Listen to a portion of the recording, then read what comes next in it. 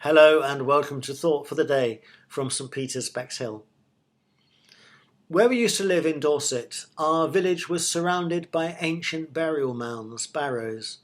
One evening we went on an organised walk to a farm that was owned by someone called Martin Green, who has written books on prehistoric burial mounds. So if you're interested in such things, you may have heard of him. Martin showed us their beautiful pond, which was there to encourage local wildlife, and then he walked us over to a dig out in one of his fields.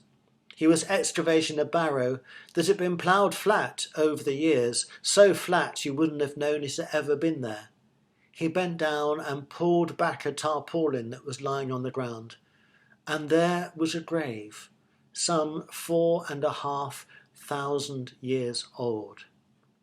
This takes some getting your head around. People being buried near where we lived 4,500 years ago, and the grave still being there.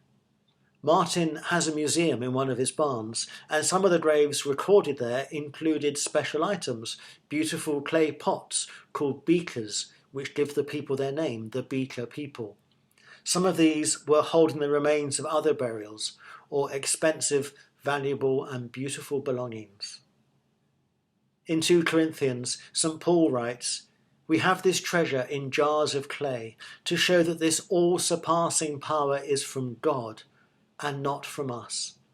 We are hard-pressed on every side, but not crushed, perplexed but not in despair, persecuted but not abandoned, struck down but not destroyed." People have always been seeking meaning. Now those pots at Down Farm are indeed hard-pressed and crushed, but we can see that the people who put them there were seeking. They were reaching out, looking for something to give their lives meaning. Of course, they didn't know about Jesus. 4,500 years ago in the Bible takes us back to before Abraham.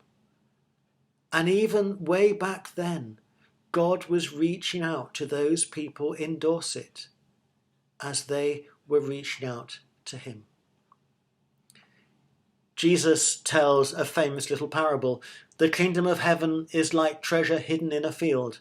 When a man found it, he hid it again, and then in his joy went and sold all he had and bought that field. The treasure Jesus means is not on display in a museum, sealed up behind glass in a special air-conditioned environment. This treasure is out there, waiting for someone to discover it, waiting for everyone to discover it. The man who went and sold everything to buy the field had the right idea. The point of the story is not that he hid it from others. If anything, he left it exactly as he found it, while he went away. But the point is that he sold everything. It was the only thing that really mattered, the only thing that gave meaning to his life. And even though the man in the story got it, it is still there, waiting to be discovered. It is ours for the taking. And if we live with this treasure, the treasure of knowing God, if this treasure is the only thing that really means anything to us, then we will see the beauty that is around us. And we are already in the kingdom of God. Amen.